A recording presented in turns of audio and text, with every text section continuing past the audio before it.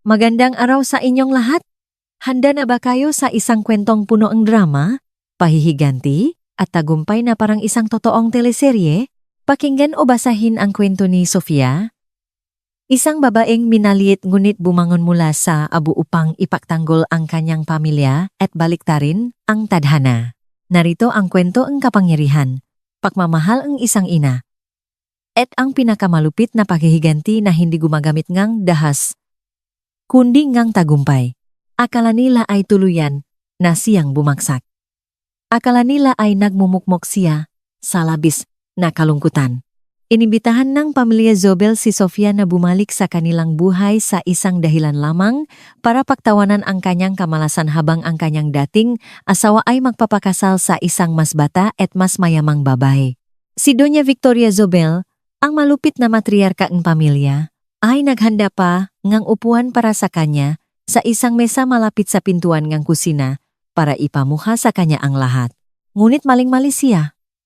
Hindi niya alam na hindi darating ng mag-isa si Sofia.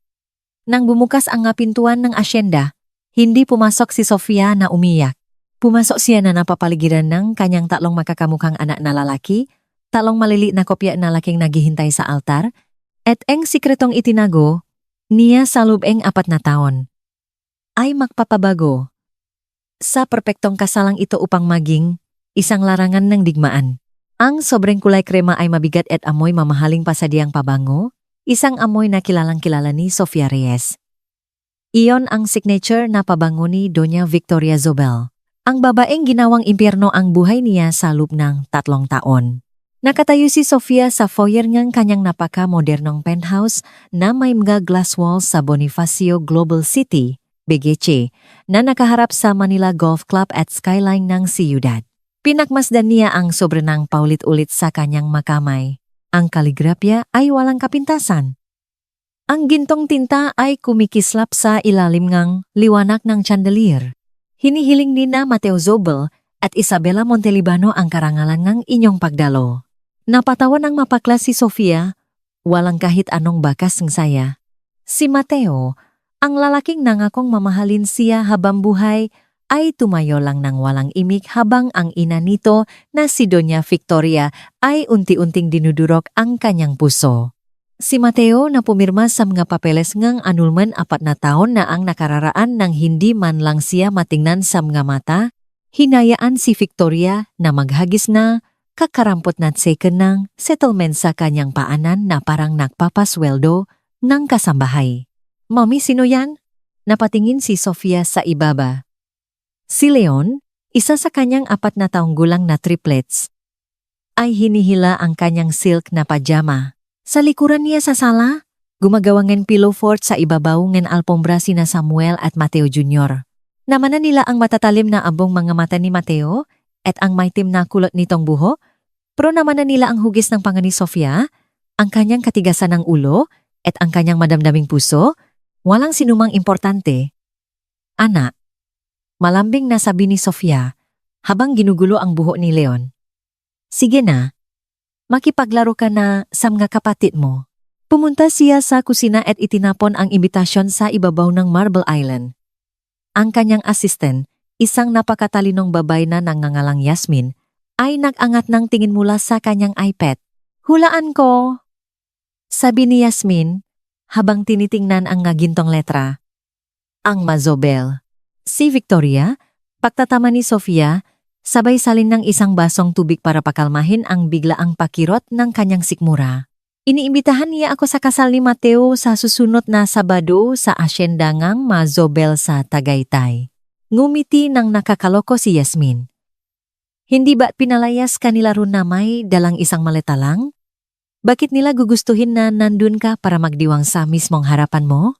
Gusto ni Victoria na ipakita sa akin kung ano ang mga pinalakpas ko, sabi ni Sofia.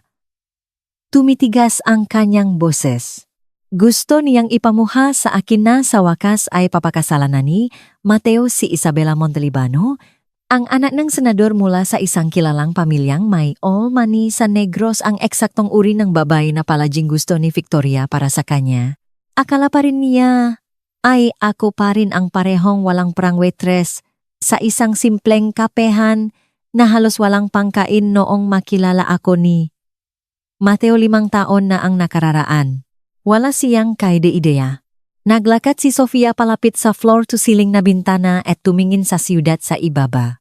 4 na taon na ang nakararaan. Nakmaneho siya palayo sa asyenda ng Zobel, sakay isang lumang sedan, buntis at takot na takot. Hindi niya kailanman sinabi kay Mateo na buntis siya.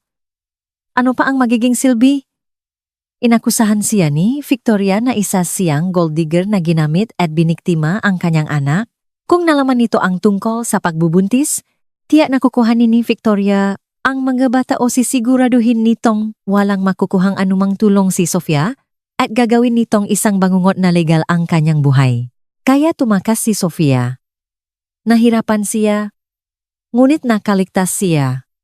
At pagkatapos, umasenso siya. Ginamit niya ang huli niyang iPhone para magtayo ng isang boutique marketing agency. Nagtrabaho siya ng walang tigil. 18 oras sa isang araw, habang ang 3 sanggol ay halos nakatali sa kanyang dibdib. Ngunit nagbago ang kanyang swerte. Isang viral at campaign para sa isang higanteng tech company ang naglagay sa kanya sa mapa. Sumunod ang isa pang kontrata at isa pa. Ngayon, si Sofia Reyes ay hindi na isang hamak na waitress. Siya na ang CEO ng Reyes Associates, isa sa mga pinakarespetadong corporate branding firm sa bansa. Ang kanyang net worth ay malamang na 3 beses na mas malaki kaysa sa paubos ng kayamanan ng Zobel, bagaman hindi nila ito alam. Para sa kanila, ang Zobel ay nananatiling royalty ng alta edad sa Pilipinas at siya ay isa lamang hamak na probinsyana. Nag-vibrate ang kanyang telepono. Isang text mula sa hindi kilalang numero. Sana nakuha mo ang imbitasyon. Basa niya. Naisip kong kailangan mo ang libreng pagkain. Formal na kasuotan ito, pero subukan mo namang magbihis ng medyo maayos kahit paano. Mateo. Tinitigan ni Sofia ang screen. Hindi iyon si Mateo. Mahina si Mateo, pero hindi siya malupit. Text iyon mula kay Victoria. Walang kaduda-duda. Akala nila ay nagugutom ako? Bulong ni Sofia habang isang mabagal at mapanganib na ngiti ang gumuhit sa kanyang mukha. Napansin ni Yasmin ang tingin ng kanyang boss. Iyon ang eksaktong tingin ni Sofia bago maksarangang isang multimilyong pisong deal. Sofia, anong iniisip mo? Dinampot ni Sofia ang imbitasyon, tinunton ng kanyang daliri ang nakaambos na petsa. Gusto nilang palabas, sabi ni Sofia, na ang boses ay bumaba sa isang bulong. Inimbitahan nila ang dating asawa para paupuin siya sa likuran at pagtawanan. Gusto ni Victoria na patunayan na siya ang nanalo. Lumingon siya para tingnan ang kanyang nga anak na walang tigil sa pagtawa habang ginigiba ang kanilang pillow fort. 3 gwapo at malulusok na tagapakmana sa pangalang Zobel na itinago ng 4 na mahabang taon. Yasmin, maring sabi ni Sofia, ay clear mo ang schedule ko para sa susunod na weekend at tawagan mo ang stylist ko. Kailangan kong damit. Hindi damit. Kailangan kong isang sandatang gawa sa seda. At ang magabata? Tanong ni Yasmin. Tiningnan ni Sofia ang kanyang mga anak. Ipag-order mo sila ng mga custom-tailored na suit. Kung gusto ni Victoria ng family reunion, sa tingin ko ito na ang tamang panahon para makilala niya ang kanyang nga apo. Ang asyenda sa Tagaytay ay eksakto kung paano ito naalala ni Sofia Marangya, magarbo at malamig. Ang malawak at perpektong inaalagaang manggadamuhan ay nakaharap patungo sa lawangang tal. Isang malaking puting tolda ang itinayo malapit sa mga hardin na pinalamutian ng libu-libong puting rosas. Isa itong pagpapakita ng yaman na idinisenyo upang manindak sa loob ng isa sa mga master suite. Inaayos ni Doña Victoria Zobel ang isang diamanteng kwintas sa harap ng salamin. Siya ay 60 anyos, ngunit dahil sa plastic surgery ay bumata ng 10 taon ang kanyang mukha. Matulis ang kanyang tingin, tila isang mandaragit. Dumating na ba siya? Tanong ni Victoria nang hindi lumilingon. Si Mateo, na nakatayo sa tabingang bintana sa kanyang tuksedo, ay namumutla. Inikot-ikot niya ang whiskey sa kanyang baso habang bahagyang nanginginig ang kanyang kamay. Hindi ko alam, Mommy. Sa tingin ko talaga ay masamang ideya ito. Bakit pa natin imbitahin si Sofia? Napakababaw nito. Para ito sa closure, mataray na sagot ni Victoria na lumingon sa kanya. Isa itong paalala. Perpekto si Isabela. Galing siya sa tamang pamilya. Mayroon siyang tamang koneksyon sa politika. Si Sofia ay isang pagkakamali. Isang mensa sa ating recall. Gusto kong makita mo siya ngayon sa kanyang nga mumurahing damit. Mukhang pagod at tumanda. At gusto kong marealize mo ang napakalaking pabor na ginawa ko sa pamamagitan ng pagliligtas ko sa iyo mula sa kanya. Hindi man lang siya na-reply sa text bulong ni Mateo. Baka hindi siya pumunta. Oh, pupunta siya. Pagwawalang bahala ni Victoria. Ang mataong tulad niya ay hindi kailanman tumatanggi sa libreng inumin at sa pagkakataong makasalamuha ang high society. Pinuwesto ko siya sa table 19. Malapit sa pintuan ng kusina at katabing ang gabanyo. Napabuntong hininga si Mateo, nakatingin sa mga bisitang dumarating sakay ngang kanilang Porsche at Mercedes-Benz. Mahal niya si Isabela? Siyempre, siya ay maganda, kumpidensyal, at aprobado ang kanyang ina. Ngunit isang maliit na bahagi ng kanyang isipan ang naisip pa rin si Sofia.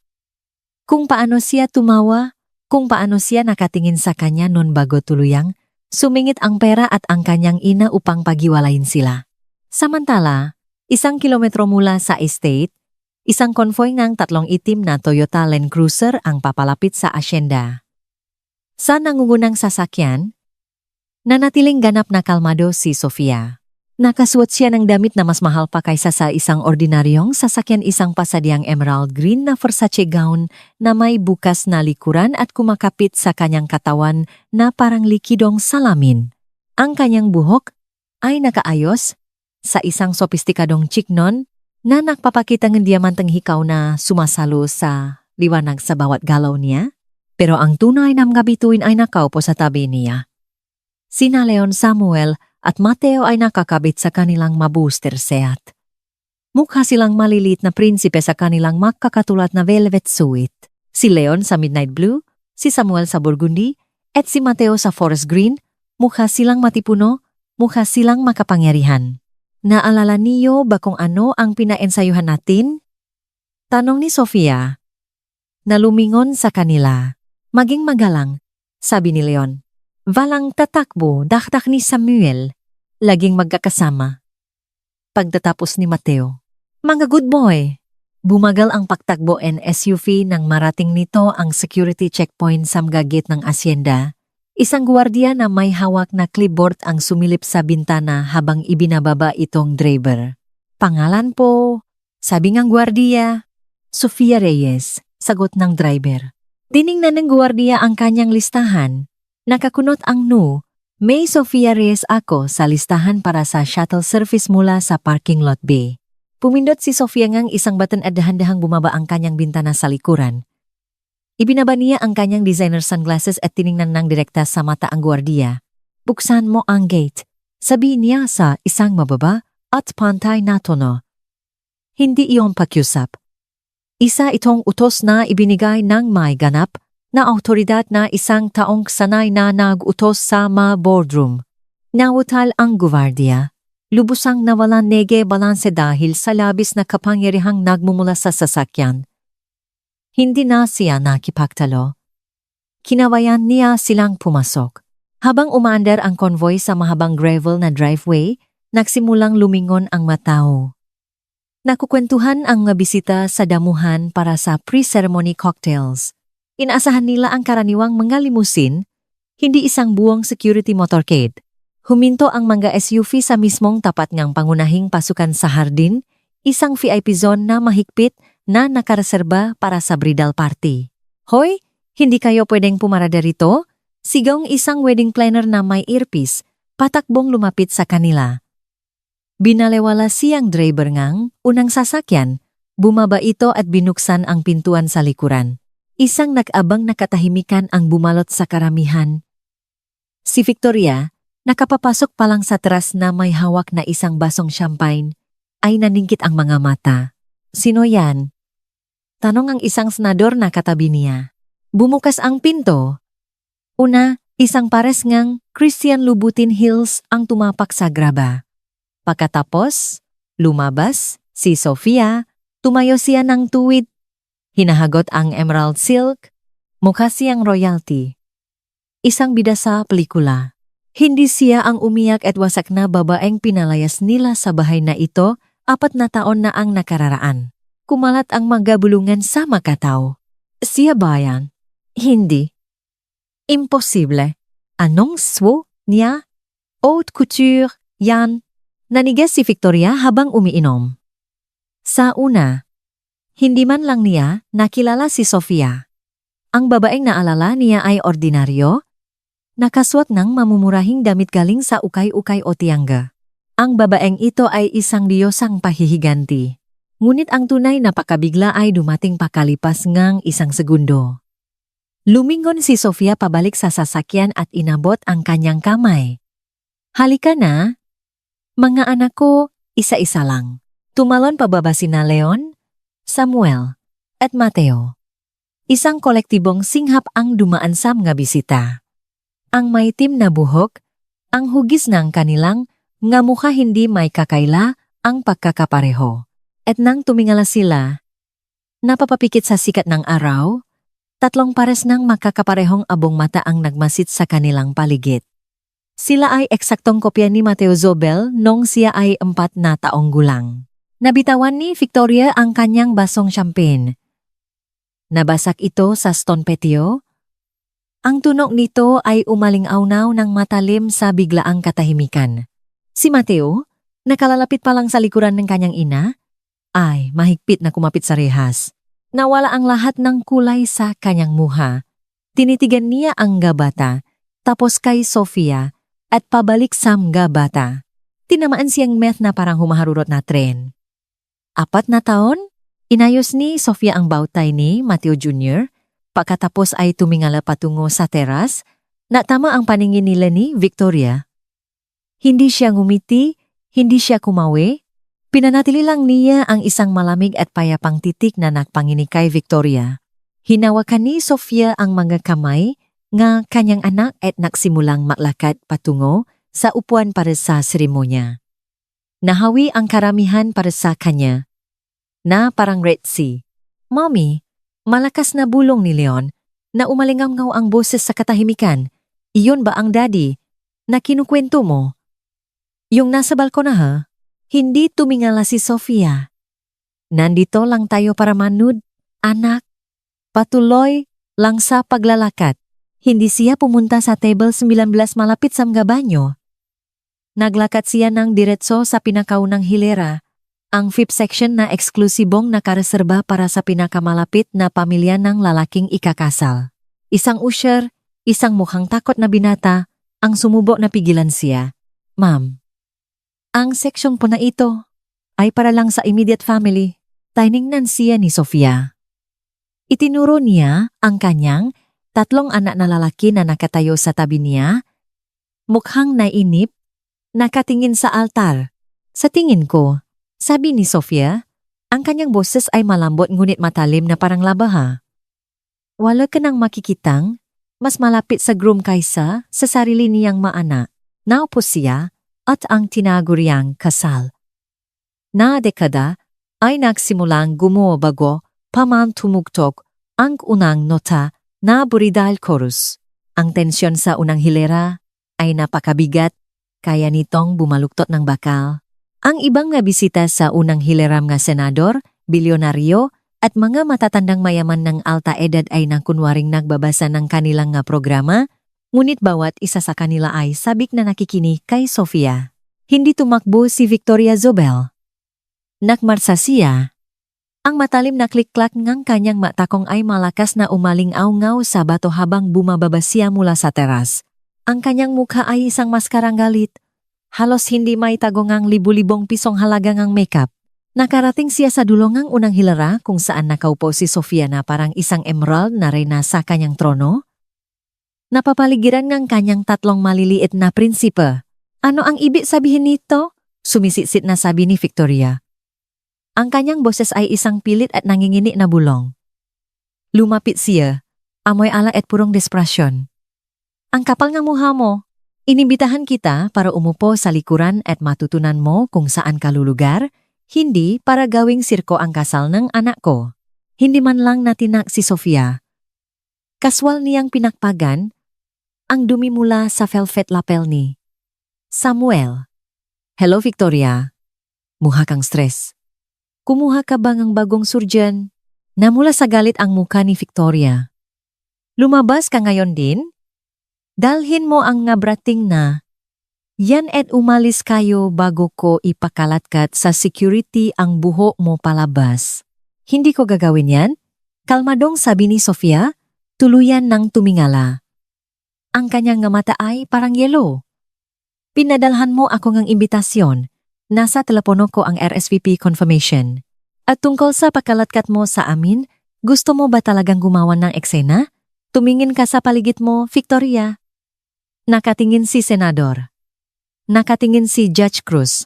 Kung ang security guard mo ay hawakan ang kahit isang hiblang ng buhok ko o ng anak ko, ididemanda kita nga aso sa harap ng lahat ng alta edad sa Pilipinas.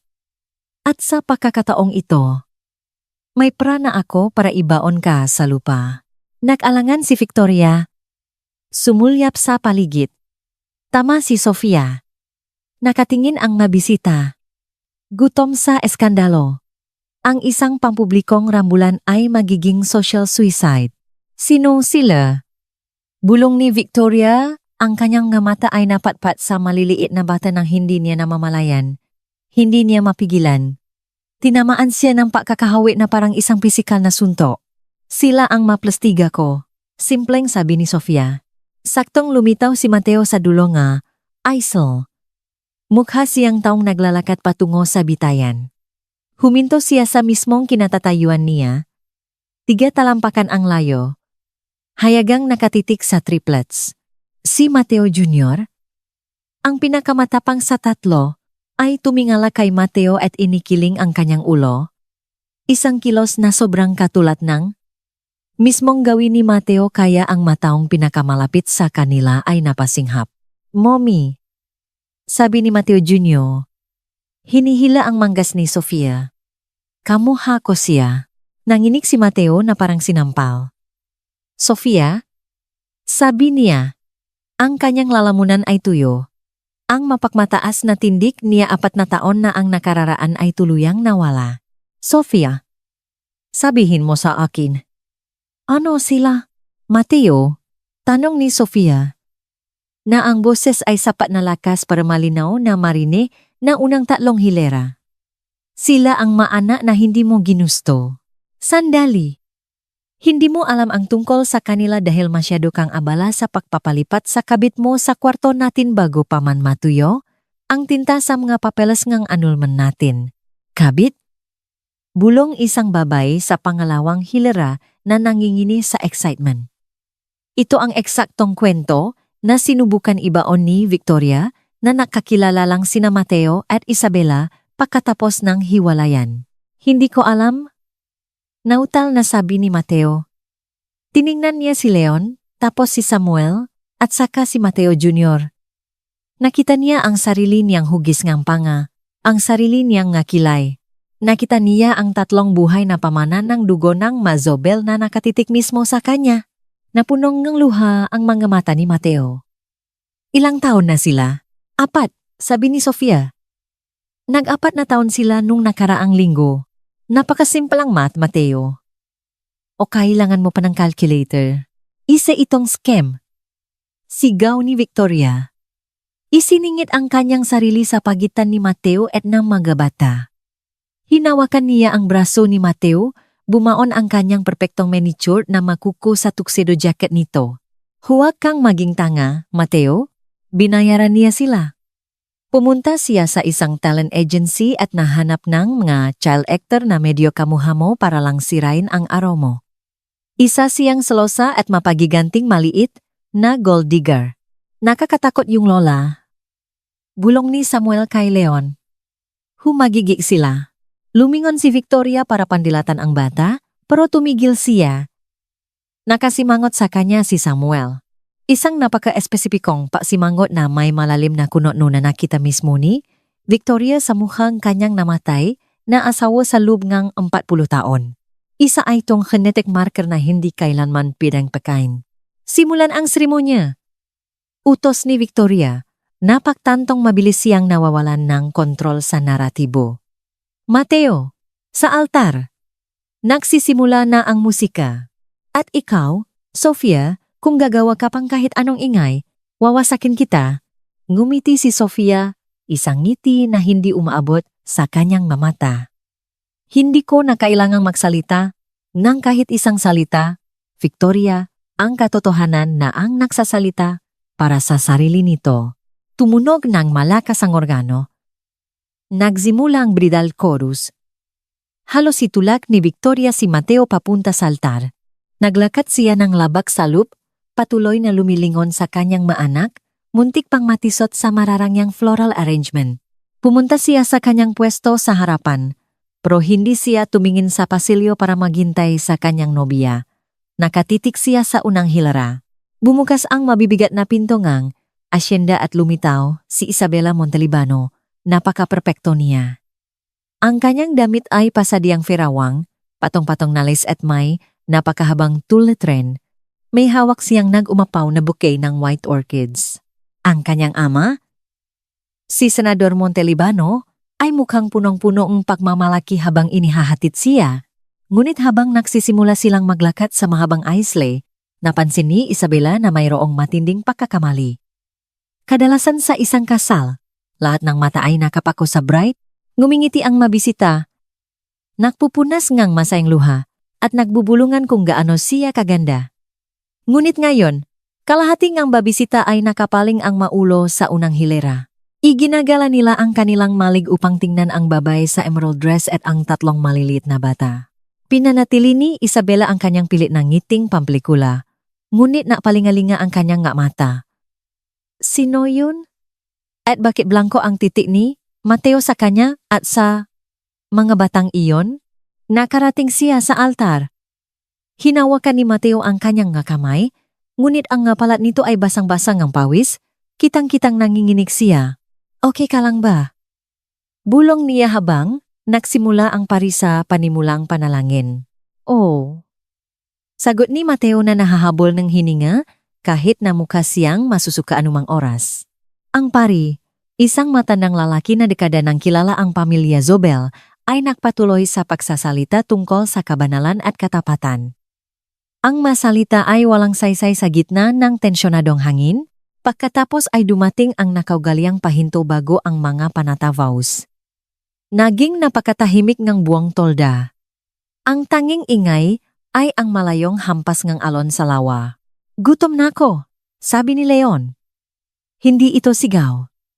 Ito ay isang malinaw at naiinip na pahayag ng isang 4 na taong gulang na bata sa isang tahimik na silid. Shh!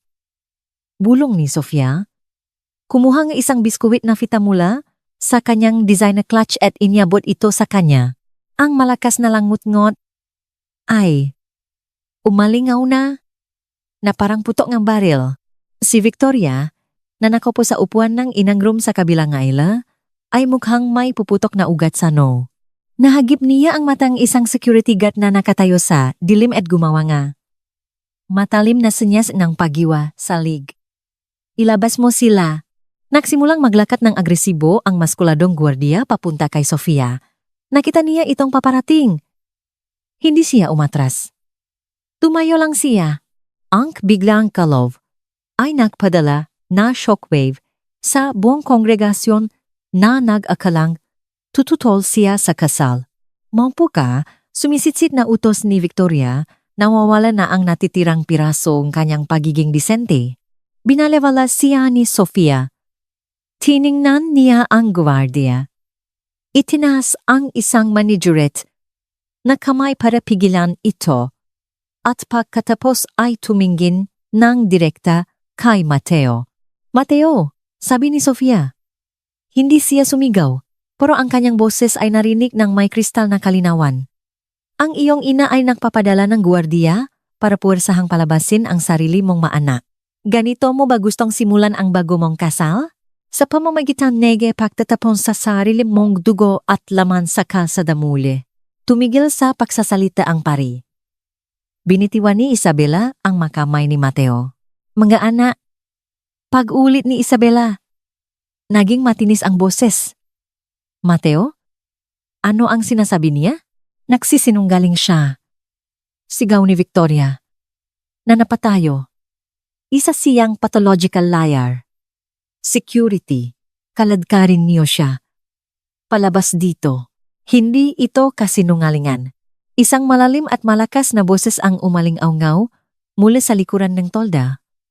Lumingon ang lahat.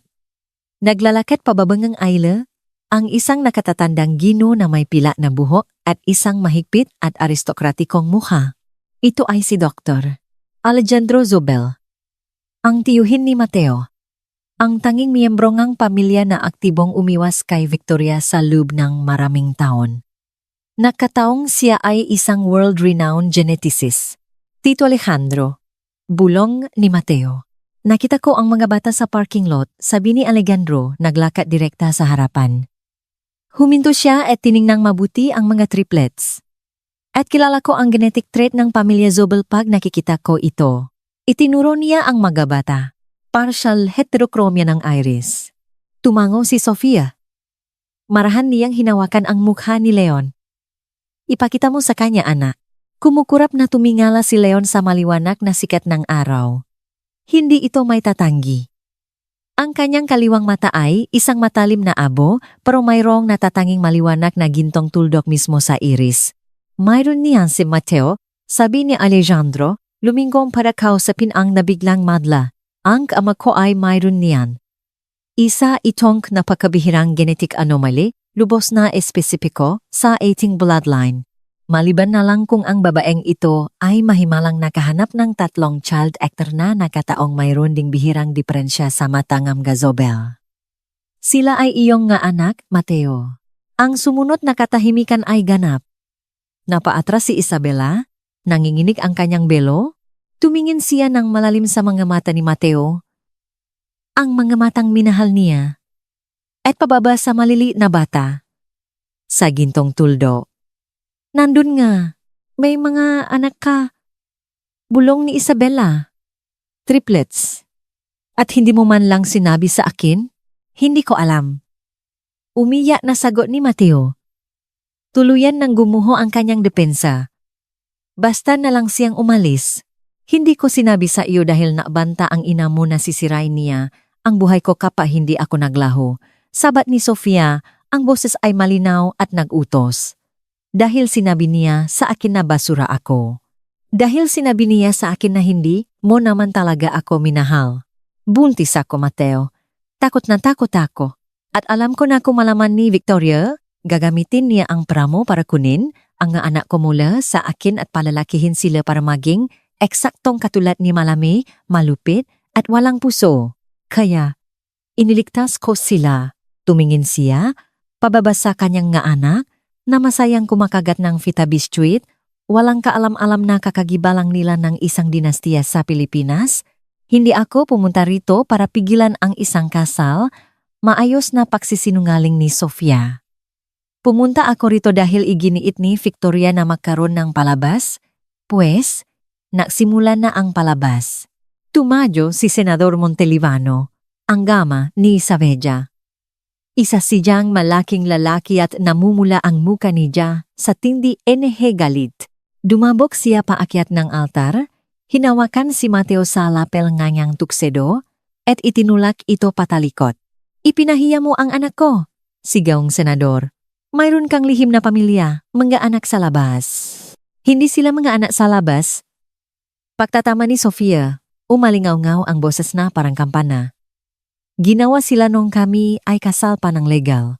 Sila ang nalehitimong tagapakmanan ng kayamanan ng Zobel at sa ilalim ng batas, may karapatan sila sa napakalaking bahagi nito.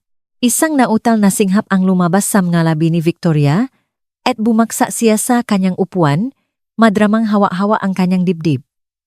Walang ni isang taong sumugot para tulungan siya. Masyado silang abala sa panonot ng trahedyang nagaganap.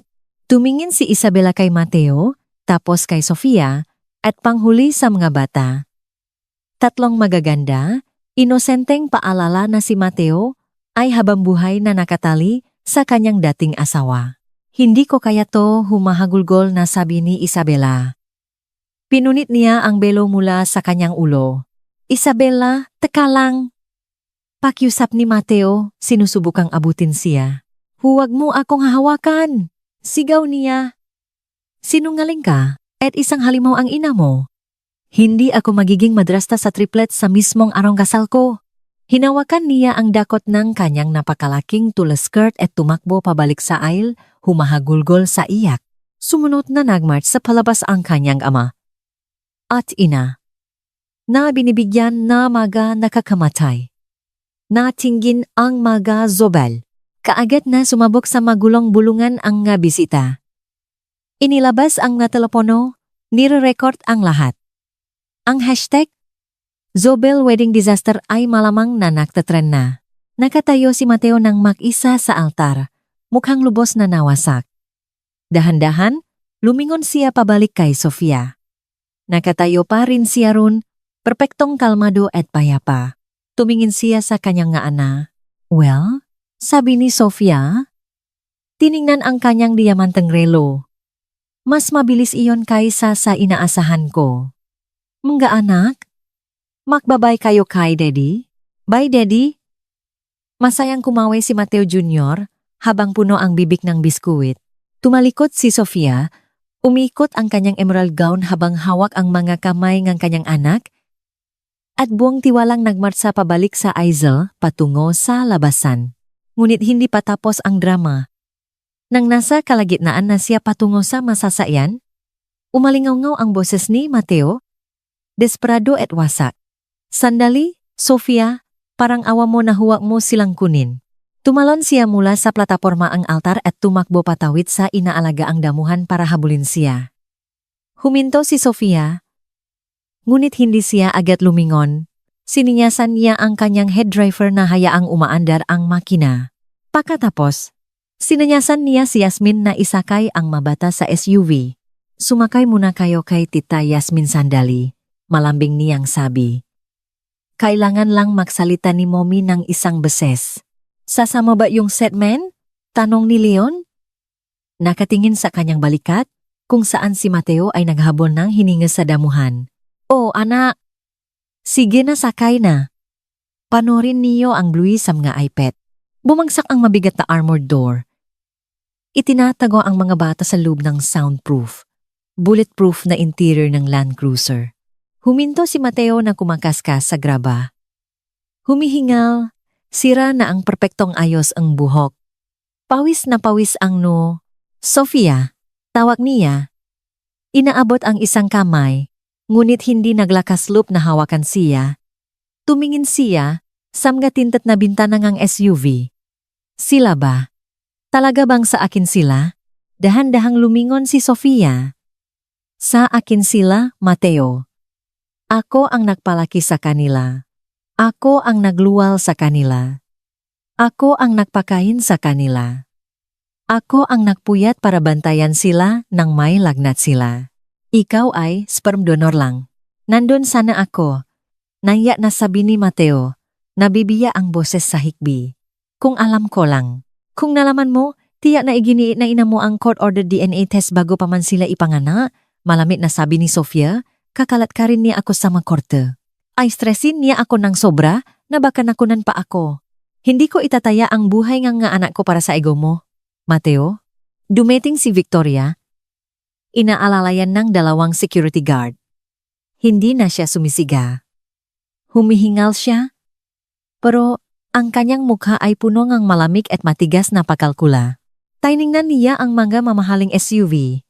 At doon lang niya talaga napansin ang mga ito. Napansin niya ang private security detail, ang pasadyang Versace, at ang malalaking diamante sa mga tainga ni Sofia. Itinago mo ang maapo ko? Sabi ni Victoria. Bumaba ang boses sa isang mapanganib na tono. Ninakaw mo ang nga tagapakmana sa pamana ng Gazobel. Pinrotektahan ko ang mga anak ko mula sa isang napakatoksik na kapaligiran pagtatama ni Sofia. Umayos ang tayo si Victoria, hinagot ang kanyang damit. Naghahanda na ang pating sa pag-atake. Aba, ngayon na lumabas na ang sikreto, hindi mo na sila malalayo sa amin. Sila ay mazobel. Nararapat silang tumira sa asyendang ito. Kailangan silang palakihin sa ating kultura? Hindi sa kung anuman basurahang pinagtataguan mo sa kanila. Nakatira sila sa isang penthouse na nakaharap sa Manila Golf Club, patuyang sabi ni Sofia. Mayos na mayos ang kalagayan nila. Ngumiti nang may kayabangan si Victoria. Huwag na tayong maglaro pa, Sofia. Kilala kita. Malamang na nabubuhay ka sa mga maxed out na credit cards at sa kakarampot na alimony na ibinabato namin sa iyo, nagpapanggap kang mayaman para pahangain kami. Pero mahal ang mga kaso. Napakamahal ng custody battles. Humakbang pasulong si Victoria at kumuhang checkbook mula sa kanyang designer clutch. Isa itong power move na ginamit na niya ng libu-libong beses. Maging practical tayo, sabi ni Victoria. Sabay pindot sa kanyang gintong ballpen. Sa kalubluban mo? Isa ka pa rin namang probinsya ng waitress? Gusto mong seguridad sa pananalapi? Sige! Susulatan kita ngang seke ngayon din para sa 250 milyong piso, 250 milyon pesos. Kapalit nito, pipirma ka para ibigay ang buong primary custody kay Mateo. Pwede kang magkaroon ng supervised visitation. Siyempre, papalit-palit tuwing holidays. Tumingin si Mateo sa kanyang ina na may matinding pandidiri. Mommy, hindi mo sila mabibili. Manahimik ka, Mateo. Singhal ni Victoria. Inaayos ko ang gulo mo. Humarap siyang muli kay Sofia. 250 milyon. Pwede kang maksimulang muli. Mahanap ka ng lalaki na mula sa sarili mong social class. Ipabaya mo sa amin ang tungkulin sa pagpapalaki nga tagapakmanang ng alta edad. Tining na ni Sofia ang checkbook at pagkatapos ay nagsimula siyang tumawa. Hindi ito mapa lang tawa. Isa itong tunay at lubos na nakakatawang tawa. 250 milyon? Tanong ni Sofia. Inikiling ang kanyang ulo. Victoria, ang cute naman niyan. 500 milyon. Umungol si Victoria, naningkit ang mga mata. Huwag mong subukan ang pasensya ko. Humakbang si Sofia papalapit, pinapasok ang personal space ni Victoria. Ang kanyang pasadyang pabango ay lubos na nangibabaw sa amoy ngang bilasang champagne ng matandang babay. Victoria, kumita ako ng 500 milyong piso, 500 million pesos. Nung Martes bago pa man mag-lunch break, bulong ni Sofia. Naniga si Victoria. Ano? Ang kumpanya ko, ang Reyes Associates, ang siyang nanguna sa global rebranding para sa merger ng Pacific Tech. Ang personal na net worth ko ay kasalukuyang naglaro sa 5 bilyong piso. 5 billion pesos at patuloy pang tumatas. Inabot ni Sofia at dahan-dahang kinuha ang checkbook mismo mula sa paralisadong mga kamay ni Victoria.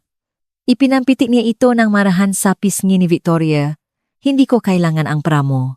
Kaya kong bilhin ang buong asyendang ito. Sunugin hanggang sa maging abo at patagin para gawing parking lot na mga intern ko nang hindi man lang tinitiknan ang balanse ko sa bangko. Kaya, itabi mo na lang ang barya mo. Kakailanganin mo yan para sa mga legal fees mo. Humarap si Sofia kay Mateo na halos bumagsak na ang pangasalupa. Gusto mong kasal? Mateo? Tanong ni Sofia. Nakuha mo ay burol. Palam. Tumalikot siya at sumakay sa SUV. Sofia. Sigaw ni Mateo, hinampas ang kanyang kamao sa tinted na salamin habang dahan-dahang umaandar ang malaking sasakyan. Sofia, parang awo mo na, gusto ko silang makilala. Hindi huminto ang motorcade. Mayos itong dumaan sa driveway. Walang iniwan kundi isang ulap ngang alikabok at ang pamilyang Zobel na nakatayo sa ganap na pakawasak ngang kanilang perpektong araw. Ang naging epekto ay mabilis at malupit. Pagsapit ng Lunes ng umaga, ang napaparazi photos ng triplets ay nakakalat na sa front page ng bawat pangunahing pahayagan at gossip sites sa Pilipinas.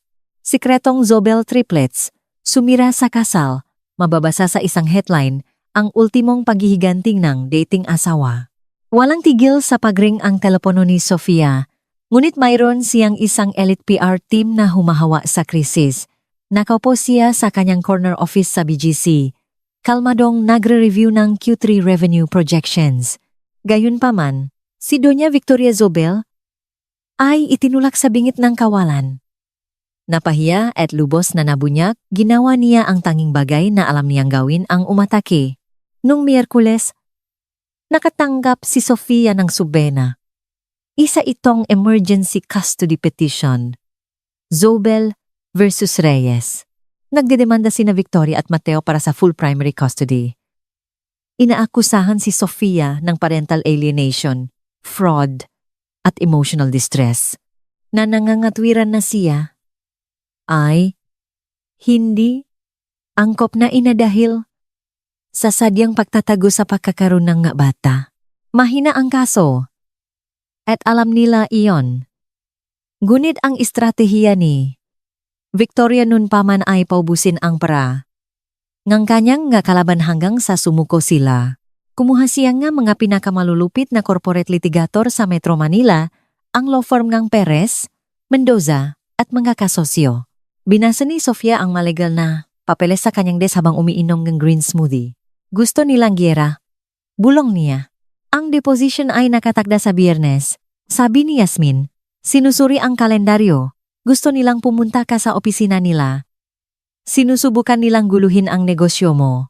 Ay buang helicopter, utos ni Sofia. At tawagan mo ang lead counsel ko. Sabihin mo sa kanyang dalhin ang pulang folder. Biyernes. Ang marangyang boardroom ng Perez, Mendoza, at mga kasosyo ay amoy mahogani, balat, at pananakot. Nakaupo si Victoria sa dulongang malaking mesa, mukhang arogante at may kumpidensya. Nakaupo si Mateo sa tabi niya, mukhang pagod at hindi nakakapag-ahit. Halatang hindi siya natulog ng ilang araw. Pumasok si Sofia na nakasuot ng napakalinis na puting power suit na mas mahal pa sa kotse ng kabilang abogado. Naupo siya sa tapat mismo nila. Miss Reyes, panimula ng abogado ni Victoria. Isang madulas na lalaki na nagnanggalang Attorney Perez. Na may ngiting parang ahas. Inaamin mo ba na sadyang itinago mo ang pagkakaroon ng 3 bata mula sa kanilang biolohikal na ama? Inaamin ko na mariin kong pinrotektahan ang aking maanak mula sa isang pamilya na may labis na dokumentong kasaysayan ng pang-abusong emosyonal. Kalmadong sabi ni Sofia, tumatagos ang titik kay Victoria. Objeksyon. Mabili na sabi ni Perez. Spekulasyon. Hindi ito speculation, sabi ni Sofia, idinudulas ang isang makapal na pulang folder sa ibabaw ng makinis na mesa. Nasa public record ito, ang mga papeles ng unang divorce, annulment ni Victoria, ang mga restraining orders, at ang mga sinumpang salaysay ng 3 dating yaya na nagdedetalye ng malubhang verbal abuse. Naniga si Victoria. Wala itong kinalaman sa kaso. Wala ba? Tanong ni Sofia. Nagtataas ng kilay. Pinag-usapan natin ang kapakanan ng mabata. Tama, maaring makita ngang isang family court judge na may malaking kaunayan na ang lola na nagpo-petition para sa custody ay may dokumentadong kasaysayan ng pagkakulong ng bata sa bodega bilang parusa. Mabilis na napalingon si Mateo sa kanyang ina. Ginawa mo yun? Mommy? Nagsisinungaling siya? Matinis na sigaw ni Victoria. Mayroon akong sworn na affidavit, ganti ni Sofia, malamig na parang yelo ang boses. Mula sa dati mong yaya, Mateo. Si Yaya Maria. Naalala mo siya? Ang taong paborito mo? Ang tinanggal ni Victoria dahil iginit niyang masyado ka raw nitong niyayakap. Namutla si Mateo. Naaalala niya si Yaya Maria? Naaalala niyang umiyak siya hanggang makatulog sa loop ng maraming linggo nang bigla itong nawala. Isa itong walang bezhang paninirang puri. Singit ni Perez. Desperadong sinusubukang makuha muli ang kontrol ng silid. Miss Reyes. Nananatili ang katotohanan na ang pamilya Zobel ay isang institusyon sa Pilipinas. Kaya nilang magbigay nga oportunidad, elite na edukasyon, koneksyon sa politika isang pamana na hindi mo kailanman matatapatan. Nagpapatakbo ka lang ng marketing agency. Ang Mazobel ay tumulong sa pagtatayong bansang ito? Tumawa si Sofia, isang malakas at umugong na tawa na umalingaw-ngaw sa madingdingang boardroom. Ibinenta ng Mazobel ang huling malaking real estate holding nila noong 1995. At ayon sa forensic accounting team ko, mabilis na kayong naubusan ng pera. Ang kayamanan ng Mazobel ay nalulunod sa utang. Kumuha kayo ng second mortgage sa asyenda sa Tagaytay para lang mabayaran ang isang kasal na hindi man lang natuloy. Ang nga investments niyo sa langis ay bumaksak. Wala na kayong pera. Lumulubog na kayo. Matinding katahimikan ang bumalot sa buwang silit. Ang nga mata ni Victoria ay halos lumuwa sa kanyang ulo. Tumayo si Sofia at dahan-dahang naglakat paikot en mesa. Hindi mo ako idinedemanda dahil mahal mo ang mga batang iyon. Idinedemanda mo ako dahil desperado ka sa leverage. Kailangan mo ang access sa pera ko. O kaya naman ay gusto mo ngontrol sa mga trust funds na mamanahin ng mga bata mula sa lolo ni Mateo kung sakaling tumira. Sila sa ilalim ngang inyong bubong. Tiningnan ni Mateo ang kanyang ina na may purong pandidiri. Mommy, totoo ba yun? Yan ba ang dahilan kung bakit mo hinihingi ang full custody? Hindi tiningnan ni Victoria ang kanyang anak. Nakatingin lang siya ng diretso, ang kanyang kamay ay marahas na nangingini sa ibabaw ng mesa. Mayroon akong alok, sabi ni Sofia, huminto mismo sa likod ng mabigat na leather chair ni Mateo. Hindi namin kailangan ng maruming pera mo. Dura ni Victoria. Oh, hindi ito para sa iyo, pababaliwala ni Sofia. Ipinatong niya ang isang banayat na kamay sa balikat ni Mateo. Mateo, papayagan kitang makita ang nga bata. Tumala ang pag-asa sa mga pagod na mata ni Mateo. Ngunit sa aking nga kondisyon, matibay na pahaya ni Sofia. Walang abogado, walang Victoria. Pupunta ka sa Begeche. Titira ka sa isang hotel. At bibisitahin mo sila sa labas o sa penthouse ko. Mahigpit na babantayan ko. Makikilala mo sila bilang kanilang ama, hindi bilang nga props para sa isang gumuhong imperyo. Gusto ko yan. Bulong ni Mateo. Nababasak ang boses. At ikaw? Sabi ni Sofia, itinuso ang miniature na daliri ng direkta sa mukha ni Victoria. Ibabasura mo ang walang kwentang kaso na ito ngayon din?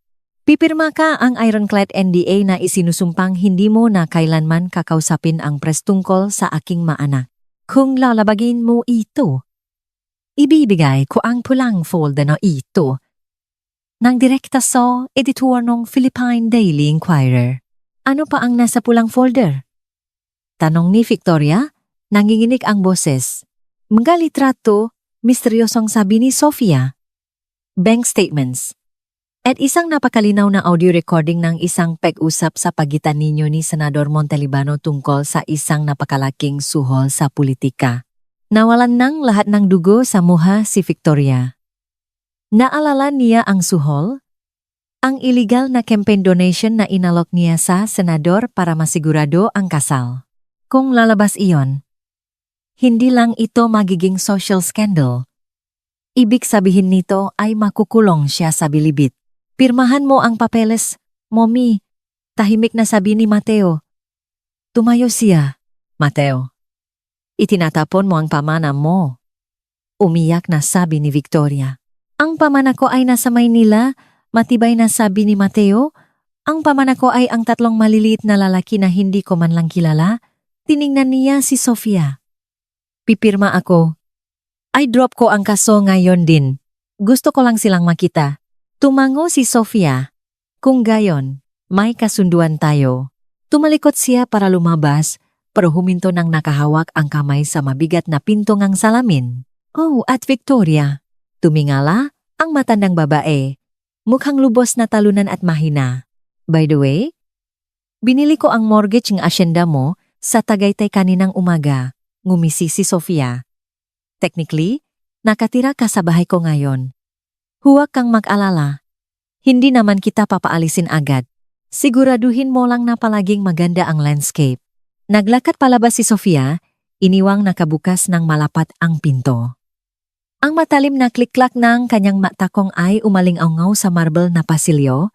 Ito ang tunog nganap at hindi mapapasubaliang tagumpay. Ngunit habang tapos na ang legal na laban, nagsisimula pa lang ang emosyonal na labanan. Pupunta si Mateo sa Maynila at alam ni Sofia na ang pagpapakilala ng isang ama sa 3 batang lalaki na hindi pa nakakakilala nito ay magiging mas mahirap kaysa sa anumang negosasyon sa boardroom. Pakaraan ng 2 linggo, umulan ng mahina sa Metro Manila. Marahang tumutulo sa malalaking floor-to-ceiling na bintana ng penthouse ni Sofia sa BGC. Ito ay isang mundong malayo sa maaraw at perpektong inaalagang Tagaytay, pero para kay Sofia, ito ang tunong tahanan. Nakatayo siya sa tabi ng Marble Kitchen Island. Pinapanood ang floor indicator ng private elevator na tumatas. Floor 30. Floor 31. Paparating na ba siya? Tanong ni Leon. Nakaupo siya sa malambot na alpombra. Pinipilang maayos ang kanyang galaruang sasakyan ayon sa kulay. Isang mahigpit na ugali na siguradong namana niya sa kanyang lola, bagaman hindi kailanman aminin ni Sofia ng malakas. "Oh, anak, malapit na siya," sabi ni Sofia. Kalmado ang kanyang boses, kahit na mabagal at mabigat ang tibok ng puso niya. Gumugol siya ng 2 araw para maingat na ihanda ang mga bata. Hindi niya sinabing, "Titira na rito ang inyong ama." Sinabi lang niyang, "Bibisita si Mateo. Siya ang inyong tatay at gusto niyang makipaglaro sa inyo." Pinanatili niyang napakababangang nga inaasahan kung sakaling umatras si Mateo. O kung sakaling maging kasing tigas at lamig din ito ngang kanyang ina. Ayaw niyang madisappoint ang nga anak niya. Tumunog ang kampanang elevator. Bumukas ang makikintap na pinto. Lumabas si Mateo Zobel. Ibang-iba na ang hitsura niya. Nawala ang nakakasakal na tuxedo, pinalitan ito ang madilim at komportableng sweater, at pantalon na mukhang bago kaya't malamang na kumuha, pa siya ang personal shopper, para bilhan siya ang casual dead clothes para sa occasion. May bitbit siyang 3 makakatulad at mamahaling gift bags. Nanginginig ang kanyang makamay. Tumingin siya kay Sofia. Pagkatapos, dumapo ang kanyang nga matalampas kay Sofia papunta sa sala kung saan nakatitik sa kanya, ang 3 pares ng makakaparehong abong nga mata ng walang kurap. "Hi!" Nanginginig na bati ni Mateo. "Hello, Mateo," sabi ni Sofia, na nakahalukip-kip ang nga braso ng depensibo sa kanyang dibdib. Hindi niya ito niyakap. Hindi siya nag-alok ngang inumin. Siya ang gatekeeper. "Tanggalin mo ang sapatos mo sa foyer. Hindi tayo nagsusuot ng panlabas na sapatos sa loob ng bahay. Maliwan na?" Siyempre. Nakakandautal na tinanggal ni Mateo ang kanyang designer na sapatos. Muntik pang mawalan ng balanse. Mayos niya itong inilagay sa shoe rack at humakbang papasok sa sala. Pakiramdam ay isa siyang napakalaking intruder. Huminto siyam nga 5 talampakan ang layo sa mga bata. Tumayo ang nga triplets. Nakasuot sila ngang matching dinosaur t-shirts. Si Mateo Jr., ang walang takot na leader ngang 3, ay humakbang pasulong. Inikiling niya ang kanyang ulo. Masinsinang tinitingnan ang mukha ni Mateo. "Ikaw yung lalaki sa damuhan," sabi ni Mateo Jr. Yung tumatakbo. Nagulat si Mateo, pagkatapos ay nag-alok ngang malungkot at maliit na ngiti. "Oh, ako yun? Ako si Mateo." Sabi ni Mommy, "Ikaw daw ang tatay namin," sabi ni Samuel, sumisilip mula sa likod ni Leon na parang isang mahiyain na karakter sa storybook. "Oh," bulong ni Mateo. Dahan-dahan siyang lumuhot sa isang binti para makalabel sila. Isa itong aksyon ng pagpapasakop, isang aksyon na mariing papagalitan ni Victoria kung naroon siya. Hindi lumuluhot ang Mazobel, isisigaw sana nito, pero wala rito si Victoria. "Hindi ko alam na nabubuhay kayo," sabi ni Mateo, puno ngang pinipigilang emosyon ang boses. "Kung alam ko lang, matagal ko na kayong hinanap. May dala ako para sa inyo." Ipinaktulakan niya ang nga mamahaling gift bags. Papunta sa kanila. Tumingala ang mabata kay Sofia. Nagbigay siyang malit na tangungang paksang-ayon. Pinunit nila ang mga bag. Sa loob ay may napakadetalyadong collector's edition na mga model trains, mamahalin, mabilis masira, at lubos na hindi nararapat para sa malilikot na 4 na taong gulang na bata. Chuchu train! Sigaw ni Leon. Kinuha ang mabigat na tren. Agad siyang dumapa sa sahig at sinubukang ihampas ito sa alpombra na parang isang monster truck. Isang masasalang piraso ngang plastik ang nabali. Ang unang instinct ni Mateo ay mapangiwi. Lumaki siya sa isang museum kung saan ang mga bata ay dapat makita lang at hindi naririnig at walang kahit anong pwedeng hawakan. Ngunit nakita niya ang matalim na tingin ni Sofia. Okay lang? Mabilis na sabi ni Mateo. Sinasadya, talaga yang masira. Para mapraktis natin kung paano ayusin. Kaya mo bang ayusin? Tanong ni Leon. Iniabot ang nabaling piraso ngang plastik. Tinitigan ito ni Mateo. Wala pa siyang naayos na laruan sa buong buhay niya. Mayroon siyang napakalaking tauhan sa asyenda para diyan. Ngunit tiningnan niya ang umaasa at naghihintay na mukhang kanyang anak, isang perpektong salamin ng kanyang sarili. Pwede ko bang subukan? Malambing na tanong ni Mateo. Mayroon ba kayong glue? May glue ako. Sigaw ni Mateo Jr. Sabay takbo patungo. Sa isang drawer na puno ng arts and craft supplies. Sa sumunod na oras, pinano ni Sofia ang isang tunay na surreal na eksena na naganap. Ang tagapakmanangang Impryong Zobel, isang lalaking malupit na sinanay para mag-hostile takeover ng mga korporasyon at akitin ang mga senador, ay nakaupo ng naka-cross-legs sa sahig, balot ng makintab na craft glue. Desperadong sinusubukang ayusin ang isang model train habang 3 maingay at magugulong paslit ang umaakyat sa kanya. Napakailap niya. Hindi niya. Alam kung paano sila kakausapin ng normal. Gumagamit siya ng malalalim na salita na napakahirap intindihin. Napapapitlak at naninigas siya kapag biglang dinadaganan siya ni Samuel ngang yakap, pero sumusubo siya. Nakatira ka ba sa Kastilyo? Tanong ni Samuel, nakasalukuyang nakabitin sa likod ni Mateo na parang unggoy. Parang ganon na nga. Bulong ni Mateo. Isang napakalaking bahay, pero sobrang tahimik. Bakit tahimik? Dahil walang magabata ron, sabi ni Mateo. Tumingala siya kay Sofia, ang magamata niya ay namumula at nagtutubig. Sobrang tahimik. Nakaramdam si Sofia ngang isang napakali na bita na nabuo sa kanyang mabigat na baluti. Naglakad siya at umupo sa gilid ng sofa malapit sa kanila. Lunchtime na, anunsyo niya. Sinong may gasto ng grilled cheese sandwiches? Ako. Sabay-sabay na sigaw ng bata. Ako rin. Tahimik na sabi ni Mateo. Kumain sila sa kitchen island. Halos, hindi ginalaw ni Mateo ang pagkain niya. Masyado siyang abala sa pagmamasit sa mga bata habang kumakain. Tila na hipnotismo sa kung paano sila humawak ng sandwiches, kung paano sila humagigik, at kung paano sila mag-agawan kung sino ang makakakuha ng asul na baso. Kamukha mo ang ilong nila, sabi ni Mateo kay Sofia, sa gitna ng ingay, at ang tawa mo. Nakuha nila ang katigasan ng ulo mo, sagot ni Sofia, umiinom ng tubig. At ang mga mata ko? Binaba ni Mateo ang sandwich. Sofia, alam kong hindi ko na may babali ang nakaraang 4 na taon.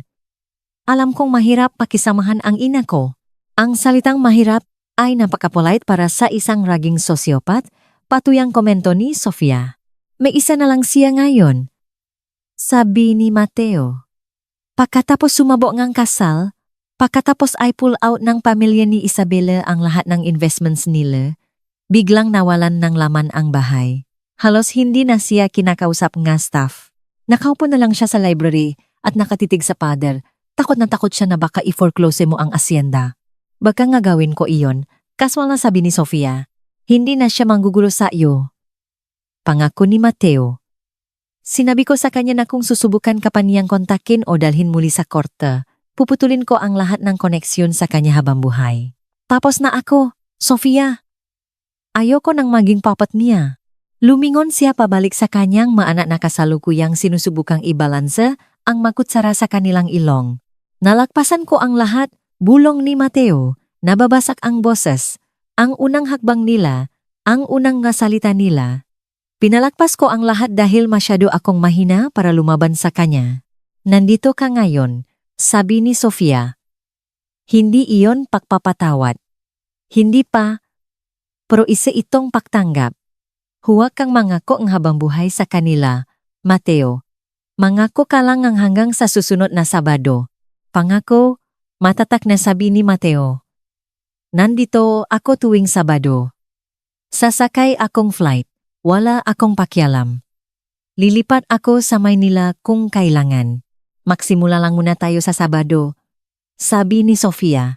Habang patuloy na lumilipas ang maulan na hapon, sa wakas ay nagsimula nang bumaksak ang magulong enerhiya ng mga bata. Nap time na, isa-isa, kinusot nila ang kanilang mata at umakyat sa sofa sa tabi ni Sofia. Binuhat niya si Samuel. Si Mateo, gumagalaw ng may alanganin at takot, ay binuhat si Leon. Agad na nanghina si Leon, ipinatong ang kanyang mabigat na maliit na ulo mismong sa balikat ni Mateo at isinubo ang hilalaki sa bibig. Nanigas ng buo si Mateo, nakatitik siya sa ibaba sa maliit at mainit na bigat na nakasandal sa kanyang dibdib, isang luha ang nakawala at tumulo sa kanyang pisngi. Niyakap niya si Leon ng bahagyang mas mahigpit, nilalanghap ang amoy ng baby shampoo at maligamgam na gatas. Ito ang kauna-unahang pagkakataon sa buong buhay, niya na may yumakap at nagmahal sa kanya ng walang kondisyon nang hindi nag-alala sa kanyang bank account o sa kanyang makapangyarihang apelyido. Dinala nila ang mga bata sa kanilang kwarto at inihiga. Nanatili si Mateo sa pintuan, pinapanot lang ang pagtaas at pagbaba ng mga kumot. Salamat! Bulong niya kay Sofia sa pasilyo. Dahil hindi mo sila itinago sa akin ngayon. May karapatan ka sana. Hindi ko iyon ginawa para sa iyo, malambing na paalala ni Sofia. Ginawa ko ito para sa kanila. Bawat bata ay may karapatang malaman kung saan talaga sila nakmula, kahit napiliin nilang maklakat sa ibang landas. Naglakat sila pabalik sa private elevator ng makasama. Sinuot muli ni Mateo ang kanyang designer na sapatos. Mukha siyang pagod na pagod, balot ng tuyong glitter glue, ang buho ay magulo. Ngunit mukha siyang mas guwapo ngayon kaysa noong suot niya ang kanyang bespoke tuxedo. Susunod na linggo? Same time? Tanong ni Mateo. Ang kanyang boses ay may bahid pa rin nga, insecurity. Tiningnan siya ni Sofia. Nakita niya ang lalaking minahal niya noon, nakabaon ng malalim sa ilalim nga, mapatong-patong na toxic na trauma ng pamilya at nakakasakal na inaasahan. Ngunit sa wakas ay umaahon na rin sa ibabaw. Same time, pagsang-ayon ni Sofia at Mateo. Lumingon si Mateo. Sa susunod, magdala kang Lego. Ayaw talaga nila sa tren. Nagpakawala si Mateo ng malakas, totu, at malalim na nakahinga ng maluwag na tawa. Masusunod. Sumara ang ngapintong elevator, iniwan si Sofia sa payapang katahimikang ng kanyang penthouse. Naglakad siya papunta sa bintanang salamin at tumingin sa malawak na kulay-abong skyline ng Metro Manila. Naisip niya si Victoria na nabubulok sa isang napakalaki at walang lamang asyenda sa Tagaytay, despradong nakakapit sa isang checkbook na wala ng kahit anong kapangyarihan. Naisip niya si Isabela, na nakaiwas sa isang napakalaking pagkakamali. At naisip niya ang kanyang sarili. 4 na taon na ang nakararaan. Siya ang biktima ang naktanan na buntis na waitress. Ngayon, siya na ang CEO, ang ina, ang ganap na nagwagi. Hindi lang siya nakaligtas mula sa pamilya Zobel. Tuluyan niya silang natalo. Pinalaki niya ang tagapagmanang ng trono, ngunit pinalalaki niya sila para maging maharing ang kanilang sariling malayang buhay. Ngumiti si Sofia, uminom mula sa malamig na niyang kape, at binuksan ang kanyang laptop para tingnan ang kanyang email. Ang imperyong ito ng korporasyon ay hindi tatakbo ng mag-isa. Ang kwento ni Sofia Reyes at ng 3 tagapagmanang Zobel ay hindi nagtatapos sa isang madramang kasal o sa isang malupit na kaso sa korte. Nagtapos ito sa isang tahimik at patuloy na tagumpay. Sa paglipas ang susunod na taon, permanenteng nagbago ang takbong buhay nila. Si Mateo ay naging isang palagian at matatak na presensya sa Maynila. Dahan-dahang natututunan kung paano maging isang tunay na ama sa halip na isang hedge fund manager. Kalaunan ay tuluyan na siyang lumipat sa Maynila. Iniwan ang toksik at nakakasakal na pader ng asyenda ng Mazobel ng habang buhay. Nanatili si Victoria sa Tagaytay, isang mapait na reyna sa isang gumuguhong at nakasanlang kastilyo, ganap na nabubuhay sa allowance mula sa kanyang anak at sa natitirang awa ang kanyang dating manugang. Hindi niya kailanman nakilala ang mga bata. Hindi kailanman pumayak si Sofia. At kalaunan ay tumigil na rin si Mateo sa pagtatanong. Lumaki ang mabata na alam nilang lubos silang minamahal, hindi dahil sa bigat ng kanilang apelido, kundi dahil kung sino talaga sila. Nakuha nila ang gamatang ang kanilang ama, ngunit nakuha nila ang hindi mapipigilang apoy ng kanilang ina. At si Sofia, patuloy lang siya sa pag-angat. Pinatunayan niya na ang pinakamalaking paghihiganti ay hindi ang pagsigaw o pakikipag-away sa korte. Ang pinakamalaking paghihiganti ay ang mabuhay ngang isang buhay na napakatagumpay, napakatalino at napakasaya, kaya't ang mataong minsang sumubok sumira sa iyo ay nagiging isang nakakaawang footnote na lamang sa kasaysayan ng buhay mo. Hindi niya kailangan ang kayamanan ng Mazobel. Binuo niya ang kanya, at iyon, sa dulo, ang pinakamalakas na power move. Astig! Isang perpektong pagtatapos. Siguro naman ay sasang-ayon tayong lahat na si Sofia ang ultimate boss dahil sa kung paano niya hinarap si Victoria. Ipinapakita nito na hindi mo dapat minamaliit ang isang tao porket dumadaan sila sa isang matinding pagsubok. Kung na-enjoy ninyo ang kwentong itong paghihiganti, pagbabago, at tatlong sikretong triplets, pindutin ninyo na ang like button. Malaking tulong ito para sa ating channel. Kung ikaw si Sofia, ano ang gagawin mo? Hahayaan mo rin ba si Mateo na makita ang nga bata? O itatago mo sila bilang sikreto habang buhay? Ay comment niyo sa ibaba. Binabasa ko lahat yan. At huwag kalimutang mag-subscribe at ay hitang notification bell para hindi ninyo palagpasin ang susunod nating kwento. Sa susunod na linggo, mayroon akong isang napakagandang kwento tungkol sa isang bilyonaryo na nakpanggap bilang janitor sa sarili niyang kumpanya. Siguradong ayaw niyong palampasin yun. Salamat sa inyong pagbabasa o panonood. At makita-kita tayo sa susunod.